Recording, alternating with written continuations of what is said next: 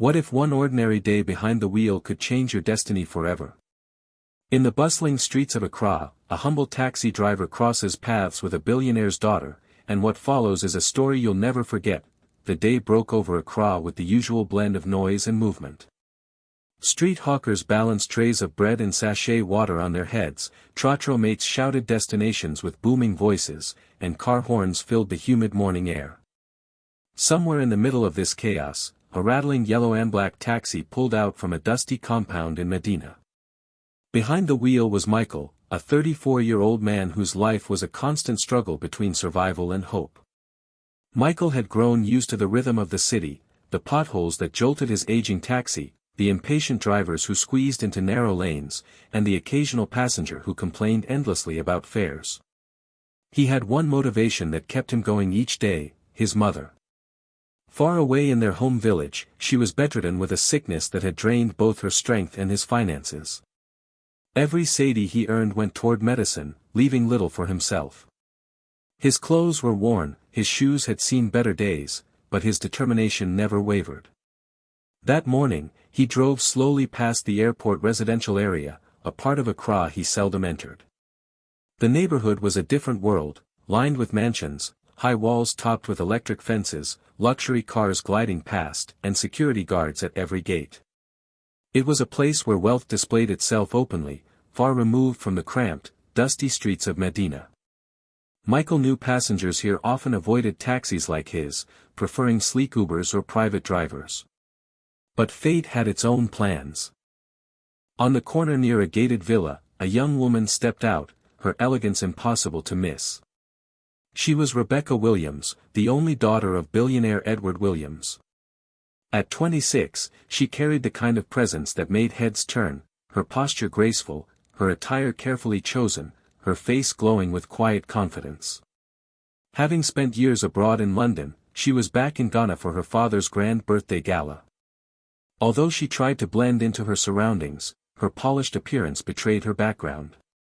Rebecca raised her hand, signaling for a taxi. Out of all the vehicles passing by, it was Michael's old, dented taxi that stopped in front of her. The moment she stepped inside, the difference between them was stark. She smelled faintly of expensive perfume, while the taxi smelled of dust and sweat from endless hours of work. She sat carefully, adjusting her designer dress to avoid contact with the frayed seats. Michael started the engine, the car coughing before settling into its usual grumble. As he pulled into the main road, the contrast between their worlds hung silently in the air. Outside, Accra moved in its unpredictable rhythm, trot-rows weaving recklessly, roadside vendors shouting prices, children chasing each other near the pavement. Inside the taxi, Rebecca looked out of the window with distracted eyes, while Michael kept his focus firmly on the road. Neither of them noticed at first that a black SUV had begun to follow.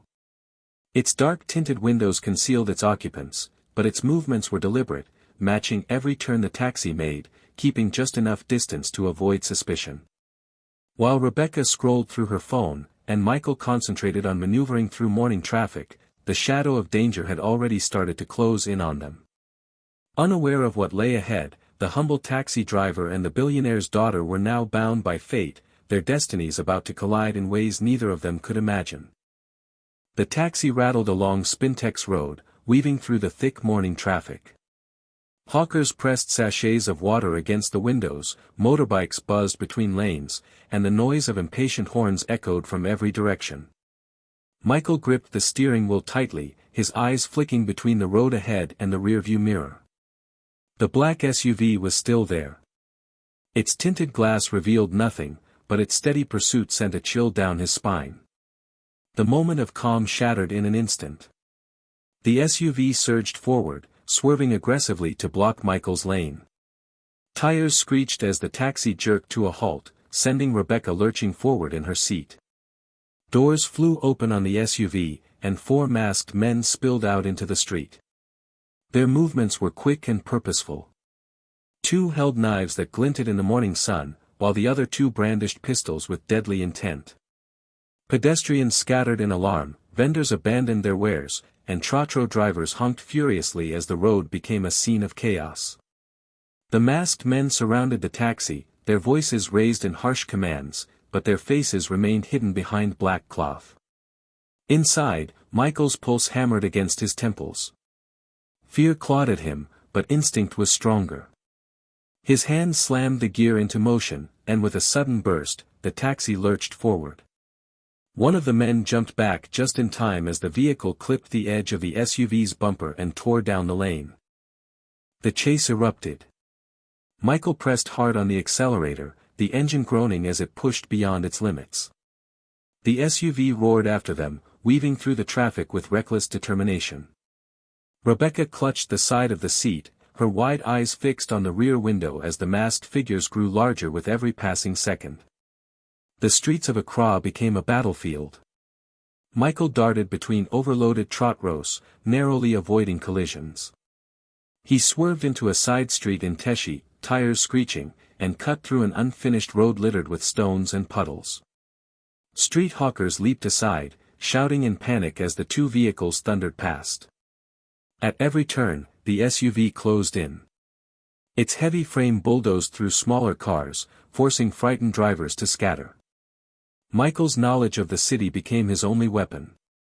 He veered into hidden shortcuts, narrow alleys lined with corrugated iron shacks, unfinished buildings, and twisting dirt paths. Dust and exhaust fumes clouded the air as the taxi jolted violently over potholes. Rebecca's heart pounded as the car seemed on the verge of overturning. Yet Michael's hands were steady, his eyes unblinking, his every move precise. Sweat trickled down his brow, but his focus never wavered. The chase tore through Nima's crowded market streets, where goats scattered, traders screamed, and goods crashed to the ground. Horns blared in a deafening chorus as Michael forced the taxi through impossible spaces, his knuckles white around the wheel. The SUV followed relentlessly, but in the confusion of the crowded lanes, Michael spotted an escape. He swerved sharply into a side alley barely wide enough for his taxi. The SUV tried to follow but screeched to a halt, its size too great for the narrow passage. Tires smoked as it reversed furiously, but by then, Michael and Rebecca had vanished into the labyrinth of backstreets. Only when the engine's roar faded into silence did the weight of what had just happened sink in. The alley was deserted, save for broken crates, hanging laundry, and the faint smell of charcoal fires. Michael parked beneath a tin shed, his chest heaving from exertion. Rebecca sat frozen, her breathing shallow, her elegant hands trembling in her lap. They were alive, but both knew this was only the beginning. Whoever had come for her had planned carefully. They had tracked her, studied her movements, and struck with precision. The chase was over, but the danger had only just begun. The alley where the taxi hid soon grew restless with noise, children shouting in the distance, women pounding fufu in nearby courtyards, radios blasting high-life music through cracked speakers. But inside Michael's taxi, there was only silence. Both he and Rebecca remained motionless, their breathing uneven, their minds racing with what had just happened. Michael finally restarted the car and steered cautiously through the maze of backstreets, avoiding the main roads. He drove toward Medina, the one place he believed they would not be followed. The journey was slow and tense, his eyes constantly flicking to the mirror, his body braced for the possibility of another attack. Rebecca sat stiffly in the back seat, her usually composed expression replaced by quiet fear. The glamour that had surrounded her earlier seemed to fade, she looked vulnerable, as though stripped of all the wealth and security she had always known. Medina Zongo stood in stark contrast to the opulent neighborhood Rebecca had left behind that morning. Narrow streets bustled with life, children chasing tires, women selling wache from smoky stalls, men gathered around draft boards beneath neem trees. The walls of houses were rough, patched with cement, and clotheslines stretched across alleys heavy with drying garments. It was here, among the noise and poverty, that Michael parked and guided Rebecca into the small compound he called home. His room was modest, bare cement walls, a worn mattress on the floor, a small table, and a fan that worked only when the electricity did. In the corner stood an old trunk, the only reminder of his childhood, and beside it, a metal pot with gari and beans left from the day before. Rebecca stepped in, her polished shoes tapping against the uneven floor. For the first time in her life, she stood inside a home so far removed from her own reality. She glanced around, absorbing the simplicity, the absence of luxury, and the faint smell of kerosene from the neighbor's stove. Michael fetched water in a plastic cup and placed it before her. Rebecca lowered herself onto the edge of the mattress, her body still tense.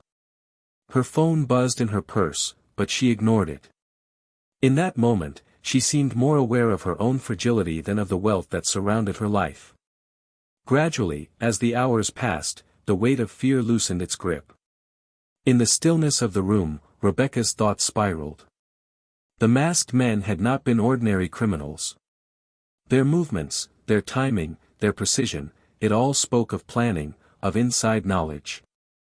She recalled certain uneasy moments at her father's mansion, whispers that stopped when she entered, a guard whose eyes lingered too long, business associates who always seemed to know her schedule. The memory unsettled her. Michael, too, reflected on the strange familiarity of what had happened. Weeks earlier, a man had ridden in his taxi, talking carelessly about wealthy employers and their secrets. The words returned to him now, fitting like pieces of a puzzle he wished he had never started. Outside, Medina pulsed with its usual rhythm, but inside that small room, something deeper was forming. Rebecca, the billionaire's daughter, and Michael, the struggling taxi driver, were bound by a secret that was bigger than both of them. Their lives had collided by accident, but the truth that was unfolding tied them together with invisible threads neither could ignore. Though no words were spoken, the silence between them grew heavy with unasked questions. Each wondered the same thing: who had orchestrated the attack, and how close to home was the betrayal. Night began to fall. The distant call to prayer echoed through the neighborhood, blending with the crackle of fires being lit for supper. The day had started with two strangers from different worlds, but by nightfall, fear and survival had made them uneasy companions. Somewhere in the city, men plotted again, but for now, within those cement walls, two lives sat suspended on the edge of discovery. Night fell heavy over Accra, the streets glowing with scattered headlights, flickering bulbs from roadside kiosks, and the rhythmic hum of distant traffic. Michael's taxi moved quietly through East Legon, the air thick with tension. Beside him, Rebecca sat motionless, her eyes fixed on the mansion that loomed in the distance, her father's home, a symbol of both power and danger. The compound gates rose high, topped with electric fencing, guarded by men in uniform. It should have been a sanctuary, yet Michael felt unease coil in his stomach. The gates opened too quickly, as though someone had been waiting for them. He drove inside slowly, his instincts alert. The mansion stood in all its grandeur, wide balconies, marble steps, and glowing chandeliers visible through tall glass windows. Security lights illuminated the compound, yet the air felt unnaturally still, as though shadows moved unseen. The stillness broke suddenly. From the darkness near the garden, figures emerged, the same masked men from the SUV. Their weapons glinted under the floodlights as they closed in with practiced precision. Before Michael could react, two guards who were supposed to protect the family stepped forward, revealing themselves as part of the plot. Chaos erupted. Michael swung open his door, using it as a shield, and lunged at the nearest attacker. His fists landed hard, fueled by raw desperation. The man stumbled, but another came from behind, forcing Michael into a struggle for control. Rebecca was seized, her arms pinned as she was dragged toward the mansion steps. Her muffled cry cut through the night air, her elegance crumbling in the grip of violence. Michael fought with everything he had. He ducked a blade swing, seized a fallen stick from the compound, and struck with ferocity. His body bore the brunt of blows, fists, kicks, the scrape of metal, but still he resisted. Blood trickled from a cut above his brow, his shirt torn, his breath ragged. He had no weapon to match theirs, only a determination that would not break. The compound filled with noise, the heavy thud of bodies clashing, the sharp crack of gunfire echoing in the air, and the screech of tires as the SUV rolled in once more. Neighbors peered from afar, but no one dared intervene. Rebecca struggled in the grip of her captors, her eyes wide with horror. Her mind spun as the unthinkable truth revealed itself: the men were not outsiders. Their knowledge of the house, the ease with which they infiltrated, and the guards who aided them could only mean betrayal from within, and then it came. From the mansion steps, a man emerged, his face unmasked, his stride filled with cold confidence. He was her father's younger brother, Thomas Williams. The uncle she had known since childhood, the man who had sat at family dinners, who had laughed in her father's living room, now stood revealed as the mastermind. His eyes carried no remorse, only greed. He had orchestrated it all, the ambush, the chase, the terror, all to remove her and clear his path to her father's empire. Michael, bloodied but unyielding, caught sight of Thomas and realized the depth of the treachery. With one final surge of strength, he disarmed an attacker, turned the weapon against them, and forced the others to retreat into hesitation. In the distance, the wail of police sirens grew louder, their flashing lights painting the night in streaks of red and blue. The kidnappers faltered, the betrayal unraveling in chaos. Some fled, others were caught, but Thomas remained frozen for a moment too long, his ambitions collapsing under the weight of discovery. When the police stormed the compound, the fight ended abruptly. Guns raised, shouts commanding surrender, men thrown to the ground in cuffs, the night of betrayal finally broke apart. Michael collapsed to his knees, exhausted but triumphant, his chest rising and falling in sharp breaths. Rebecca, though shaken and bruised, stood staring at her uncle, her heart torn between disbelief and rage. The man who should have protected her had been the one who plotted her destruction.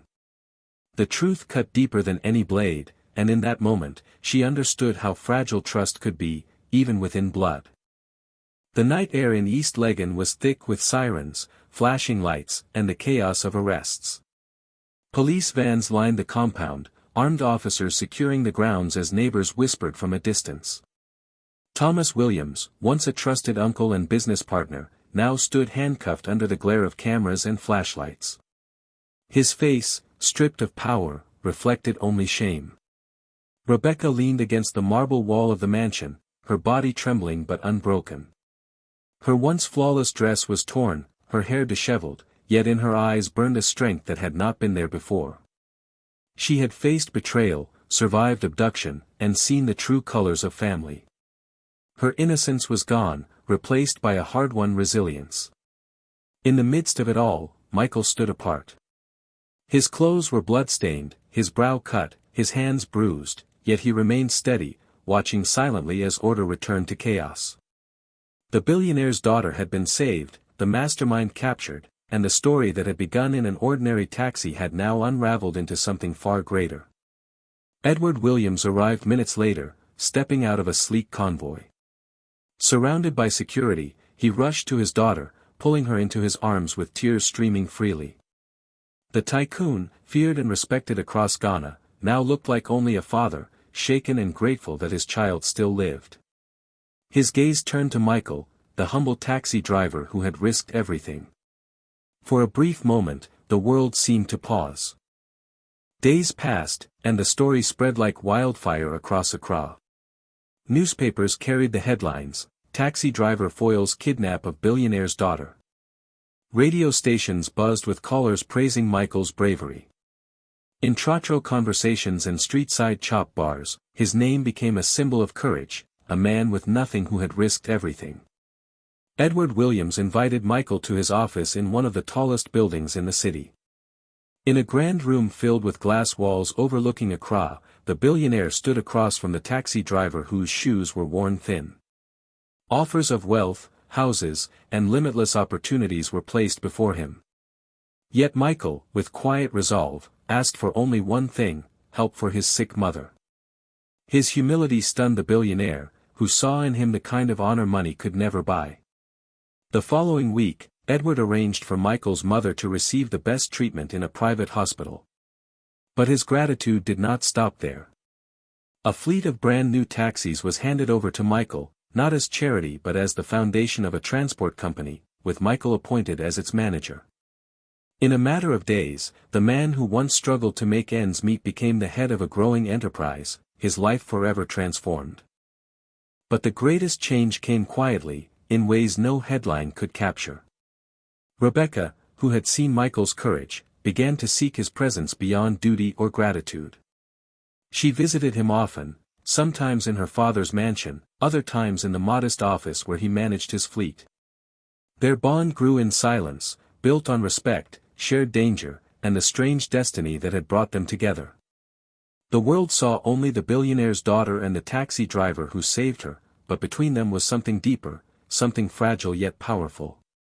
She had found a man who valued life above wealth, and he had discovered a woman who longed for truth beyond privilege. Months later, standing on the balcony of her father's mansion, Rebecca looked out over Accra. Down on the street, Michael's taxis moved through the city like veins of possibility, each one a reminder of how a single night had changed everything. In that moment, she understood, fate had not simply saved her life, it had rewritten it. And so the story of the taxi driver did not end with a reward or applause. It ended with a life transformed, a destiny rewritten, and a future where two worlds that were never meant to meet now walked side by side. Michael had started the day as an ordinary driver in an old yellow taxi, but by nightfall, he had become something far greater, proof that courage could rewrite destiny, and that sometimes, the most extraordinary heroes come from the humblest places. From a struggling driver to an unexpected hero, Michael's story shows us that courage can rewrite destiny. If you enjoyed this journey, don't forget to like, share, and subscribe for more powerful Ghanaian stories that inspire and thrill.